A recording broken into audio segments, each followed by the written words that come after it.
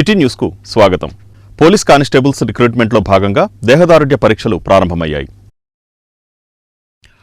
Police constables రిక్రూట్మెంట్లో భాగంగా దేహదారుఢ్య పరీక్షలు ప్రారంభమయ్యాయి. ఇటీవల నిర్వహించిన ప్రైమరీ పరీక్షల్లో అర్హత సాధించిన అభ్యర్థులకు దేహదారుఢ్య పరీక్షలను అధికారులు నిర్వహిస్తున్నారు. ఉమ్మడి కృష్ణా జిల్లాకు కేటాయించిన అభ్యర్థులకు మచిలీపట్నంలోని పోలీస్ పెరేడ్ గ్రౌండ్స్లో ఈ దేహదారుఢ్య పరీక్షలు ప్రారంభమయ్యాయి. ఈ నెల 20వ తేదీ వరకు పరీక్షలు నిర్వహించనుండా రోజుకు 600 మంది వరకు పరీక్షలు నిర్వహించేలా ఏర్పాట్లు చేశారు. పరీక్షలకు హాజరయ్యే అభ్యర్థులకు ఎటువంటి అసౌకర్యం కలగకుండా విస్తృత ఏర్పాట్లు చేసినట్లు ఎస్పీ గంగాధర్రావు తెలిపారు. అత్యంత పారదర్శకంగా పరీక్షలు నిర్వహిస్తున్నామని, దళారులను నమ్మవద్దని కోరారు. ఉమ్మడి కృష్ణా జిల్లాలో మొత్తం 7,908 అభ్యర్థులకు గాను పురుషులు 6,279 మంది, మహిళలు 1,629 మంది ఉన్నారని తెలిపారు. విజయవాడ సిటీ పోలీస్కి అలాగే కృష్ణా జిల్లాకి కలిపి మనం ఈ రిక్రూట్మెంట్ ప్రాసెస్ మన ఓల్డ్ కృష్ణా డిస్ట్రిక్ట్లో భాగంగా ఉమ్మడి కృష్ణా డిస్ట్రిక్ట్లో భాగంగా మన యొక్క రిక్రూట్మెంట్ ప్రాసెస్ జరుగుతోంది. దీనికి అలాగే అధికారులు, అలాగే సిబ్బంది, అలాగే విజయవాడ సిటీ నుంచి, అట్లాగే మన కృష్ణా జిల్లా నుంచి కూడా ఉన్నారు. అలాగే టెక్నికల్ స్టాఫ్ కూడా మనకి ఎవరైతే మనం అవుట్ సోర్సింగ్ మనం తీసుకున్నామో వాళ్ళందరినీ కూడా మనకు డిప్యూట్ చేయడం జరిగింది. వాళ్ళందరి లిస్టులు కూడా తీసుకొని వాళ్ళందరి యాన్సిడెంట్స్ కూడా వెరిఫై చేసి వాళ్ళందరికీ ప్రాపర్గా బ్రీఫింగ్ ఇచ్చి ఈ యొక్క రిక్రూట్మెంట్ ప్రాసెస్ని ట్రాన్స్పరెంట్గా అకౌంటబిలిటీ ఉండేలాగా జరుపుతున్నాం. ఈరోజు ఒక 600 మంది అభ్యర్థులకు ఈరోజు దేహదారుఢ్య పరీక్షలు చేస్తున్నాము. ఆ పబ్లిక్ హాలిడేస్ ఆ రోజు రిక్రూట్మెంట్ ఈ యొక్క పరీక్షలు అయితే ఉండవు. సో మనకి ఈ యొక్క జనవరి 20వ తారీఖు వరకు మనకి ఈ షెడ్యూల్ అనేది ఉన్నది. సో దీంట్లో ఏమైనా అప్పీల్స్ కానీ ఏదైనా ఉంటే కూడా తక్షణం వాళ్ళ యొక్క సమస్యను పరిష్కరించే విధంగా నేను మొత్తం ఎంటైర్ ప్రాసెస్ని నేను చూసుకుంటా ఉన్నాను. ఈ యొక్క దీనికి సంబంధించి అభ్యర్థులు సకాలంలో రిపోర్ట్ చేయటం, అట్లాగే వారికి కేటాయించినటువంటి ప్రదేశంలో ఉంటూ వారికి ఏదైతే సూచనలు ఉంటాయో వాటన్నింటినీ కూడా పాటించాలని కోరుకుంటా ఉన్నాను. అట్లాగే వారికి సంబంధించినటువంటి సర్టిఫికేట్స్ ఏదైతే ధృవపత్రాలు ఉంటాయో వాటిని సరైనటువంటి ధృవపత్రాలు ఒరిజినల్ సర్టిఫికేట్స్ కంపల్సరీ తీసుకురావాలి. ఎందుకంటే అది మనం చెక్ చేసేటప్పుడు ఒరిజినల్ ఉంటేనే మనం అలౌ చేస్తాము. అట్లాగే ఎవరికైనా స్పెషల్ కేటగిరీస్ హోంగార్డుకి సంబంధించి కానీ, లేకపోతే గతంలో ఈ యొక్క సర్వీసెస్ అంటే ఆర్మ్డ్ సంబంధించి మిలిటరీలో పనిచేసినటువంటి వారి యొక్క కుమారులు కావచ్చు, అలాగే ఈ యొక్క స్పోర్ట్స్ అండ్ గేమ్స్లో ఎక్స్ట్రాడినరీ పెర్ఫార్మెన్స్ చూపించినటువంటి వాళ్ళకి సర్టిఫికేట్స్కి స్పెషల్ కేటగిరీలో వాళ్ళకు కూడా ఏదైతే ఎలిజిబిలిటీ ఉందో దాని ప్రకారం ఈ యొక్క రిజర్వేషన్. ఇటీవల అత్యాచారానికి గురైన మైనర్ బాలిక కుటుంబానికి అండగా ఉంటామని రాష్ట్ర మంత్రి కొల్లు రవీంద్ర హామీ ఇచ్చారు. ఇటీవల అత్యాచారానికి గురైన మైనర్ బాలిక కుటుంబానికి ప్రభుత్వం తరపున అన్ని విధాలా అండగా ఉంటామని మంత్రి కొల్లు రవీంద్ర హామీ ఇచ్చారు. ఈ నెల 27వ తేదీన కాసానిగూడెంలో మైనర్ బాలికపై అత్యాచారం జరిగిన ఘటనలో ప్రభుత్వాసుపత్రిలో చికిత్స పొందుతున్న బాధితురాలిని రాష్ట్ర గనులు, భూగర్భ వనరులు, ఎక్సైజ్ శాఖ మంత్రి కొల్లు రవీంద్ర పరామర్శించి బాధితురాలికి, బాధిత కుటుంబానికి ధైర్యం చెప్పారు. ఆసుపత్రిలో అందుతున్న వైద్యాన్ని వైద్యాధికారులను అడిగి తెలుసుకున్నారు. మెరుగైన వైద్యాన్ని అందించాలని ఆదేశించారు. ఈ సందర్భంగా మంత్రి మాట్లాడుతూ సంఘటన జరగడం దురదృష్టకరమని, ఈ ఘటనకు పాల్పడిన నిందితులను ఇప్పటికే అదుపులోకి తీసుకోవడం జరిగిందన్నారు. బాధిత కుటుంబానికి ప్రభుత్వం అన్ని విధాలా అండగా ఉంటుందన్నారు. బాలిక సంరక్షణ బాధ్యతలను ప్రభుత్వం తీసుకుంటుందని కుటుంబానికి ధైర్యం చెప్పారు. ఇటువంటి ఘటనకు పాల్పడిన వారిని కఠినంగా శిక్షించడం జరుగుతుందన్నారు. ఇటువంటి ఘటనలపై ప్రభుత్వం సీరియస్గా ఉందన్నారు. ఇప్పటికే 4 నిందితులను అదుపులోకి తీసుకున్నారని మంత్రి తెలిపారు. మచిలీపట్నం కాసానిగూడెంలో నిన్న సాయంత్రం ఒక దురదృష్టకరమైనటువంటి సంఘటన జరిగింది. మరి స్థానికంగా అక్కడ వాచ్మెన్గా పనిచేస్తున్నటువంటి వ్యక్తి కుమార్తె తన తండ్రి దగ్గర నుంచి స్కూల్ నుంచి వచ్చిన తర్వాత తన తండ్రి దగ్గరికి వెళ్ళి తండ్రి దగ్గర నుంచి ఇంటికి వెళ్తున్నటువంటి సమయంలో మరి బలవంతంగా ఆ బిడ్డని 13 సంవత్సరాల 8th క్లాస్ చదువుకుంటున్నటువంటి ఆడబిడ్డని బలవంతంగా బండెక్కించుకుని నిర్మానుష్యమైనటువంటి ప్రాంతంలో, అక్కడ పంపుల చెరువు దగ్గరలో నిర్మానుష్యమైనటువంటి ప్రాంతంలో 4 వ్యక్తులు, మొహమ్మద్ తాలేహా సన్ ఆఫ్ గఫార్, సాదం బాల శంకర్ సాయి, తండ్రి పేరు లేట్ రవి, అలాగే Ramani Ashok, son of Nagababu, Vemula Venkata Pavan son of Veeranjaneyulu. వీళ్ళంతా 19-20 సంవత్సరాల వయసుతో ఉన్నటువంటి మరి వాళ్ళు ఆ పాపని బలవంతంగా అక్కడి నుంచి తీసుకెళ్ళి పాడు చేయటం జరిగింది. నిజంగా ఇది చాలా దురదృష్టకరం. మరి అక్కడి నుంచి పాప భయపడి పారిపోయి రావడం, ఇంటికి వెళ్ళి తల్లికి చెప్పడం, వెంటనే వాళ్ళు పోలీసులు తెలియజేయటం, పోలీసులు వెంటనే అర్ధరాత్రి వాళ్ళందరినీ కూడా మరి ఎక్కడెక్కడ ఉన్నా కూడా అదుపులో తీసుకుని పూర్తి సమాచారంతో ఈరోజు మరి విలేకరుల ముందు కూడా పెట్టడం కూడా జరిగింది. రిమాండ్కి పంపించడం జరిగింది. ఇది చాలా దురదృష్టకరం. మరి ప్రశాంతంగా ఉండే మచిలీపట్నంలో ఇలాంటి సంఘటనలు మరి జరుగుతున్నాయంటే చాలా బాధ కలుగుతుంది. దీన్ని చాలా సీరియస్గా తీసుకుంటుంది గౌరవ ముఖ్యమంత్రి గారు కూడా. రాష్ట్రంలో ఆడబిడ్డల వైపు చూడాలంటేనే భయపడే విధంగా చేయాలని చెప్తున్నా, ఇవాళ కొంతమంది ఇలాంటి కార్యక్రమాలు చేస్తున్నటువంటి పరిస్థితి చూస్తూ ఉంటే దీన్ని చాలా తీవ్రంగా మేము పరిగణిస్తాం. ఎట్టి పరిస్థితుల్లో కూడా వాళ్ళని వదిలే సమస్య లేదు. డిపార్ట్మెంట్ చేయాల్సినటువంటి కార్యక్రమాలన్నీ కూడా చేయటమే కాకుండా ఆ కుటుంబానికి, ఎవరైతే బాధితురాల కుటుంబానికి పూర్తి స్థాయిలో అండదండలు ఉండి ఆ బిడ్డ చదువుకి అన్ని రకాలుగా కూడా ప్రభుత్వ పరంగా కానీ అవసరమైతే వ్యక్తిగతంగా కూడా మేము ఆ బిడ్డకి అండగా ఉంటాం. మరి ఇలాంటి సంఘటనలు జరగకుండా ఎప్పటికప్పుడు నిఘా పెట్టడానికి కూడా ఇవాళ సీసీ కెమెరాలు ఏర్పాటు చేయడానికి కూడా ఒక ప్రణాళిక తయారు చేస్తున్నాం. ఎవరన్నా ఇలాంటి ఇన్సిడెంట్లో చేయాలంటే భయపడే విధంగా ఖచ్చితంగా ఒక కార్యాచరణతో ముందుకెళ్ళబోతా ఉన్నాం. మరి పోలీస్ వ్యవస్థను కూడా మరింత పటిష్టం వాళ్ళు చేస్తున్నప్పుడు కూడా కొన్ని జరుగుతున్నాయి. ఇంకా మనం దీన్ని స్ట్రెంథన్ చేసుకోవాల్సినటువంటి అవసరం ఉంది. టెక్నాలజీని ఉపయోగించుకోవాల్సినటువంటి అవసరం ఉంది. అన్ని రకాలుగా ఉపయోగించడం, ఇట్లాంటి నేర చరిత్ర ఉన్నటువంటి వ్యక్తుల్ని వాళ్ళ హిస్టరీ అంతా బయటికి తీసి ఇలాంటి వ్యక్తుల్ని అదుపులో ఉండే విధంగా మరి కొన్ని పశువులాగా తయారయ్యారు కొంతమంది. మరి అది ఎలా జరిగిందనేది, మత్తులో జరిగిందా గంజాయిలో జరిగిందా అని పూర్తి స్థాయి విచారణ జరుగుతూ ఉంది. ఎలాంటి దాంట్లో జరిగినా మొత్తం ప్రక్షాళన చేస్తాం. నేను కూడా రేపటి నుంచి పోలీస్ అధికారులను కూడా ఒకసారి దీని మీద అన్ని ఏరియాల్లో కొద్దిగా దొంగతనాలు కానీ ఇలాంటి కొన్ని నేరాలు అక్కడక్కడ జరుగుతున్నాయి, ఇవన్నీ కూడా కంట్రోల్ చేస్తాం. ఇలా కార్యక్రమాలు రిపీటెడ్గా చేసే వ్యక్తులను అయితే ఐడెంటిఫై చేస్తాం. వాళ్ళ మీద పూర్తి స్థాయిలో ఇలాంటి కార్యక్రమాలు జరగడం అనగదొక్కే కార్యక్రమం చేస్తామని మరొకసారి తెలియజేస్తూ ఆ కుటుంబానికి 2000 మంది కళాకారులు ఒకే వేదికపై చేసిన నృత్యాల మువ్వల సవ్వడికి కూచిపూడి మురిసిపోయింది. కూచిపూడి పతాక స్వర్ణోత్సవ వేడుకలు ఘనంగా ముగిశాయి. ముగింపు వేడుకల్లో మంత్రులు కందుల దుర్గేష్, కొల్లు రవీంద్ర, ఉపసభాపతి రఘురామకృష్ణంరాజు, పామూరు ఎమ్మెల్యే వర్ల కుమార్ రాజా పాల్గొన్నారు. ఈ సందర్భంగా రాష్ట్ర పర్యాటక, సాంస్కృతిక, సినిమా, ఫోటోగ్రఫీ మంత్రి కందుల దుర్గేష్ మాట్లాడుతూ 50 అడుగుల ఏకశిలపై కూచిపూడి నృత్య భంగిమలతో పతాకాన్ని ప్రపంచానికి సమర్పించడం అద్భుతమైన కార్యక్రమమని అన్నారు. ప్రపంచ ప్రఖ్యాతిగాంచిన కూచిపూడి నృత్యం ఆవిర్భవించిన మన రాష్ట్రంలో ఆదరణ లేకపోవడం బాధాకరమన్నారు. కూచిపూడి నృత్యం అజరామరంగా విరాజిల్లే విధంగా చేసే బాధ్యత కూటమి ప్రభుత్వంపై ఉందన్నారు. రాష్ట్ర గనులు, భూగర్భ వనరులు, ఎక్సైజ్ శాఖ మంత్రి కొల్లు రవీంద్ర మాట్లాడుతూ కూచిపూడి నృత్య కళాకారులను ప్రోత్సహించే విధంగా ప్రభుత్వ ఉద్యోగాల్లో వారికి అవకాశం కల్పించేలా కార్యాచరణ రూపొందిస్తామన్నారు. శాసనసభ ఉపసభాపతి రఘురామకృష్ణంరాజు మాట్లాడుతూ 3 దశాబ్దాల క్రితం సిద్ధేంద్ర యోగి క్షేత్రం మీదుగా ఆవిర్భవించిన కూచిపూడి నృత్యం నేడు ప్రపంచవ్యాప్తంగా దశ దిశలా విరాజిల్లుతుందన్నారు. భాషకు, సంస్కృతికి ప్రాధాన్యత ఇచ్చే ప్రజలు ప్రపంచవ్యాప్తంగా ఉన్నారన్నారు. 2000 మంది కళాకారులు ఒకే వేదికపై చేసిన నృత్యాల మువ్వల సవ్వడికి కూచిపూడి మురిసిపోయింది. ఈరోజు పెద్దలందరూ కూడా చెప్పారు, పెద్దల గౌరవ మంత్రివర్యులు చెప్పారు, మన కూచిపూడి యొక్క గొప్పతనం. భారతదేశంలో అనేక కళలు ఉన్నాయి.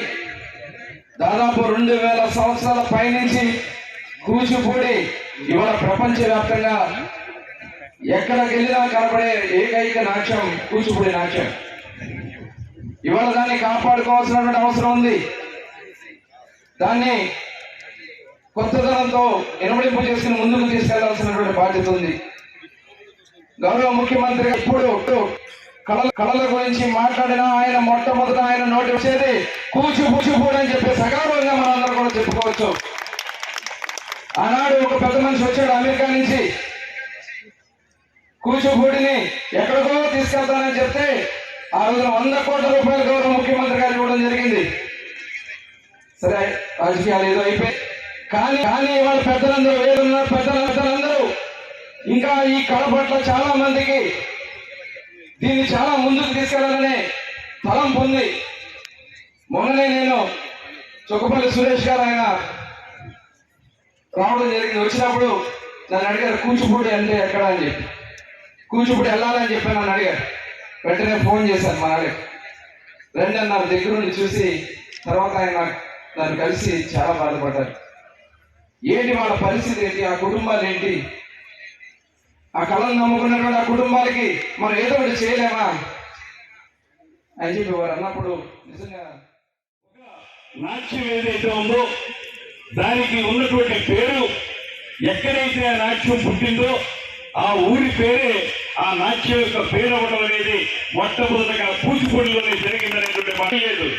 భారతదేశం మొత్తం మీద, ఆ మాటకు వస్తే ప్రపంచం మొత్తం మీద ఒకే ఒక నాట్య రీతి, అది కూచిపూడి గ్రామంలో పుట్టి కూచిపూడి పేరుతోనే ప్రపంచం నలుమూలలో కూడా పరిగణిస్తున్నటువంటి అద్భుత ఆవిష్కరణ జరుగుతున్నటువంటి సందర్భంగా దీన్ని కూడా మనం మనవి చేసుకోవాలి. ఒకనాడు మొత్తం నాట్యకలన్నింటినీ కూడా భరతనాట్యం పేరుతోటి అందరూ కూడా ఒకే మాట మాట్లాడిన సందర్భంలో కూచిపూడికి ఒక ప్రత్యేకత ఉందని, అది ఆంధ్రదేశంలో పుట్టి ఇవాళ అద్భుతమైనటువంటి సోయగాలతోటి, అద్భుతమైనటువంటి వివిధ విధాలైనటువంటి భంగిమలతోటి ప్రపంచాన్ని ఆకట్టుకుంటున్నటువంటి దాన్ని నిరూపించినటువంటి పెద్దలు, లబ్ధ ప్రతిష్ఠులు, మహానుభావులు ఎందరో ఉన్నారు. వెంబడి వారు కానీ, వేదాంతం వారు కానీ, పశుపతి గారు కానీ, ఇలాంటి అద్భుతమైనటువంటి మహానుభావులు ఎవరైతే ఉన్నారో వారు ఈ నాట్య రీతిని, కళా రీతిని సజీవంగా నిలబెట్టారనేటువంటి మాటను కూడా ఈ సందర్భంగా మనం మనవి చేయాలి. కేవలం వేదికల మీద నాట్య అమెరికాలో ఉన్న సెయింట్ లూయిస్ సుజాత గారు, పద్మజారెడ్డి గారు, వారు ఎక్కువగా కూచిపూడి నృత్య ప్రదర్శన నేను హైదరాబాద్లో చూశాను. రాధారెడ్డి గారు, వారికి కూడా రాజారెడ్డి గారి ప్రదర్శనలో 3-4 సార్లు నేను ఒకసారి ఢిల్లీలో కూడా చూశాను, రవీంద్ర భారతిలో చూశాను. ఆ కష్టం అసలు మామూలు కష్టం కాదు. ఒక పక్క ఆ తాళానికి అనుగుణంగా నాట్యం చేస్తూ సునిశ్చితమైన భావాల్ని తెలియజేస్తూ ముఖ కవలికలతో సైమల్టేనియస్గా కళ్ళలో కూడా ఆ భావాన్ని ప్రస్ఫురించేలాగా ఎక్స్ప్రెస్ చేయడం అనేది ఎంటైర్, అంటే టోటల్ మైండ్ బాడీ కోఆర్డినేషను ఎంతో అద్భుతంగా ఉంటే తప్ప అది అసలు సాధ్యం కాదు. మరి అటువంటి అసాధ్యాన్ని మీలాంటి వేలాది మంది కళాకారులు సుసాధ్యం చేశారు. మీరందరూ కళాకారులు అంటేనే దైవంతో సమానం. మీ దేవతా మూర్తులకు వయసుతో నిమిత్తం లేకుండా మరొక్కసారి శిరస్సు ఉంచి తెలుగుదేశం పార్టీ సభ్యత్వంతో ఎంతో భరోసా ఉంటుందని టీడీపీ నాయకుడు గొర్రెపాటి గోపీచంద్ అన్నారు. టీడీపీ సభ్యత్వం తీసుకున్న వారికి బీమా కూడా వర్తింపచేస్తున్నందున ప్రతి ఒక్కరికి భరోసా ఏర్పడుతుందని టీడీపీ రాష్ట్ర నాయకుడు గొర్రెపాటి గోపీచంద్ అన్నారు. సభ్యత్వ నమోదు ప్రక్రియలో నగరంలో 1, 2 స్థానాల్లో నిలిచిన పార్టీ డివిజన్ ఇన్ఛార్జీలను ఆయన సత్కరించారు. ఆయన మాట్లాడుతూ సభ్యత్వ నమోదులో నగరంలోని 50 డివిజన్లలో 15వ డివిజన్ ఇన్ఛార్జి హసీంబేగ్ మొదటి, 45వ డివిజన్ ఇన్ఛార్జి పివి ఫణికుమార్ 2వ స్థానంలో ఉన్నారని అన్నారు. వారిద్దరినీ సత్కరించి అభినందించారు.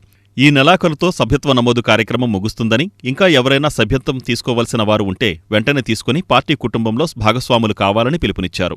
నాయకులు సయ్యద్ సిరారుద్దీన్, సుబ్బారావు, రవీంద్రనాథ్, అజయ్, ఇర్ఫాన్, రవికుమార్ తదితరులు పాల్గొన్నారు. తెలుగుదేశం పార్టీ 2024-26 సంవత్సర కాలానికి తెలుగుదేశం పార్టీ సభ్యత్వాల కార్యక్రమం ప్రారంభమైన సంగతి పట్టణ ప్రజలకు విదితమే. మరి దాంట్లో భాగంగా ఐఎమ్ వెరీ మచ్ ప్రౌడ్.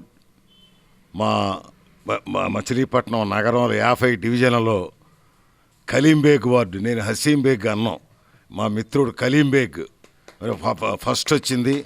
అదేవిధంగా నేనుండేటువంటి వార్డు ఫణికుమార్, మరి నిరంతరం పార్టీ కోసం శ్రమించే ఫణికుమార్ ద్వితీయ స్థానం హయ్యెస్ట్.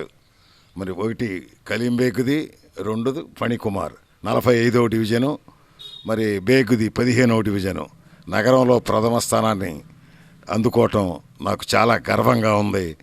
మరి దాదాపు 2 వంతులు దగ్గర ఎంతమంది అయితే ఓటర్స్ ఉండారో వాళ్ళల్లో 2 వంతులు మా మంది సభ్యులుగా చేర్చినటువంటి ఘనత పట్టణ ప్రజలది, ఆ వార్డు ప్రజలది, ఆ వార్డు నాయకత్వం అయినటువంటి హసీంబేగ్ ఫణికుమార్లదని చెప్పి ఈ సందర్భంగా మనవి చేస్తూ, మరి ఇట్లాగే ప్రజల మనసు చూరగొంటూ వాళ్ళు ప్రజా మన్ననలు పొందాలి.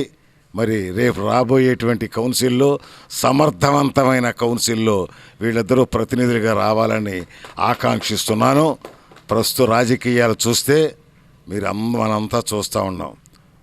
నేను ఇందాకే చెప్పాను, కలీంబేగ్ 82వ సంవత్సరం పార్టీ పెట్టినప్పుడే ఆవిర్భావం నుంచి పార్టీలో ఉన్నాడు. వాళ్ళ కుమారుడే హసీంబేగ్. పార్టీకి అంకితమయ్యారు, తెలుగుదేశం పార్టీకి. నందమూరి తారక రామారావు గారు రాజకీయ పార్టీ కాన్స్టిట్యున్సీలో బందర్ టౌన్లో 50 డివిజన్లు ఉన్నాయి. ఆ 50 డివిజన్లో మా డివిజన్ 15వ డివిజను. ఆ 15వ డివిజన్లో కొల్లు రవీంద్ర గారు కానీ, కొనకల నారాయణరావు గారు కానీ, గొర్రెపాటి గోపిచంద్ గారు కానీ, పల్లపాటి సుబ్రహ్మణ్యం గారు కానీ నాకు 2 బూత్లు చెప్తే దాదాపుగా 1500 ఓటింగ్ ఉంటే 1223 సభ్యత్వాలు నేను చేయించడం జరిగింది. అదేవిధంగా లాస్ట్ గవర్నమెంట్లో వైఎస్ఆర్సీపీ గవర్నమెంట్ ఉన్నప్పుడు మేము అపోజిషన్లో ఉన్నాం. ఆ టైంలో కూడా ఇదే సంఖ్య మేము మెంబర్షిప్లు చేయటం అనేది మా 15వ డివిజన్ కమిటీ మెంబర్లు, మా యువత, మీ అందరూ మా అందరి యొక్క సమిష్టి కృషిగా నేను భావిస్తూ ఉన్నాను. అదేవిధంగా ఈరోజు పెద్దలు, పూజ్యులు మా అంకుల్ గొర్రెపాటి గోపిచంద్ గారి సమక్షంలో ఆయన ఫోన్ చేసి అప్రిషియేట్ చేయడం అనేది నేను చాలా హ్యాపీగా ఫీల్ అవుతున్నాను. ఎందుకంటే గొర్రెపాటి గోపిచంద్ గారిని చూస్తే నాకు సీనియర్ ఎన్టీ రామారావు గారు గుర్తుకొస్తారు.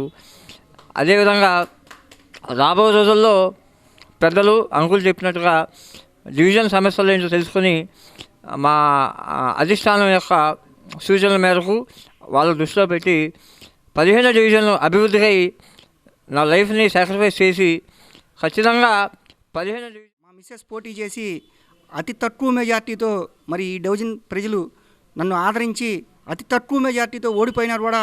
మరి ఈ 5 సంవత్సరాల నుంచి కూడా ప్రతిపక్షంలో కూడా ఈ డివిజన్ ప్రజలకి ఏ సమస్య వచ్చినా వారికి అండదండలుగా ఉంటూ ఈ డివిజన్లో మరి వారు ఎల్లప్పుడూ అందుబాటులో ఉంటున్నాను. నేను ఫోన్ కాల్ చేసినా కూడా వారికి కలిసి వారికి ఏ పని ఉన్నారు కూడా చేసి పెడుతున్నాను. మంత్రివర్యులు కొల్లు రవీంద్ర గారు, అలాగే పెద్దలు గోపీచంద్ గారు, ఈ డివిజన్లో ఉంటున్న నా అదృష్టం గోపీచంద్ గారు. ఎందుకంటే ఏ సమస్య ఉన్నా కూడా మరి గోపీచంద్ గారి దృష్టికి తీసుకెళ్ళి సార్ ఇట్లా ఈ పని ఇట్లా ఉంది సార్ అంటే మరి ఆయన అధికారులకు ఫోన్ చేసి చెప్పడం.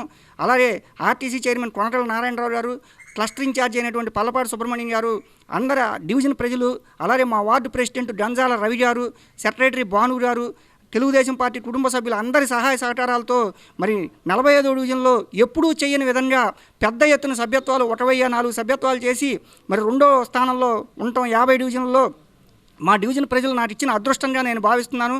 ఎందుకంటే ఇవాళ 45వ డివిజన్లో చాలా సమస్యలు ఉన్నాయి. ఆ సమస్యలన్నీ కూడా ఒక్కొక్కటి నేను పరిష్కరించుకుంటూ గోపీచంద్ గారి సహాయ సహకారాలతో ఈ డివిజన్లో మరి ఏ సమస్య ఉన్నా కూడా నేను వచ్చి వెంటనే వారికి చెప్పిన వెంటనే సహాయ సంక్రాంతి సంబరాలు 2025 పోస్టర్ను సహాయ బృందం విడుదల చేసింది. సహాయ ఫౌండేషన్ ఆధ్వర్యంలో కృష్ణా జిల్లా వ్యాప్తంగా ఎంతో ప్రతిష్టాత్మకంగా నిర్వహించనున్న జిల్లా స్థాయి సంక్రాంతి సంబరాలు 2025ను విజయవంతం చేయాలని SBI retired AGM L Hanumantha Rao విజ్ఞప్తి చేశారు. సహాయ ఫౌండేషన్ ఆధ్వర్యంలో ప్రముఖ ప్రజాసేవకులు గాజుల సాంబయ్య నాయుడు సహకారంతో నిర్వహించనున్న సహాయ సంక్రాంతి సంబరాలు 2025 పోస్టర్ను సహాయ బృందం విడుదల చేసింది. కృష్ణా జిల్లా వ్యాప్తంగా డ్యాన్స్, పాటలు, ముగ్గులు, మెహందీ, గాలిపటాలు, ఫ్యాన్సీ డ్రెస్ పోటీలు నిర్వహిస్తున్నట్లు సహాయ foundation legal cell chairman Lankisetti Balaji తెలిపారు. జనవరి 10వ తారీఖులోపు పోటీలో పాల్గొనేవారు తమ పేర్లను పాంప్లెట్లపై ఉన్న ఫోన్ నంబర్లకు ఫోన్ చేసి నమోదు చేసుకోవాలని సహాయ ఫౌండేషన్ విద్యా విభాగం చైర్మన్ మట్టా రాధాకృష్ణమూర్తి తెలిపారు.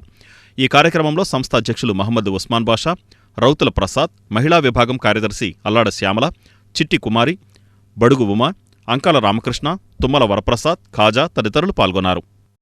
మొట్టమొదటిసారిగా మన సహాయ ఫౌండేషన్ వారి ఆధ్వర్యంలో పెడన దేవంగ కళ్యాణ మండపంలో జరుగుతున్నటువంటి ముగ్గుల పోటీలు కానీ, డ్యాన్స్ ప్రోగ్రామ్స్ కానీ ప్రతిదీ నుండి 11, 12 చాలా అద్భుతంగా నిర్వహిస్తున్నారు.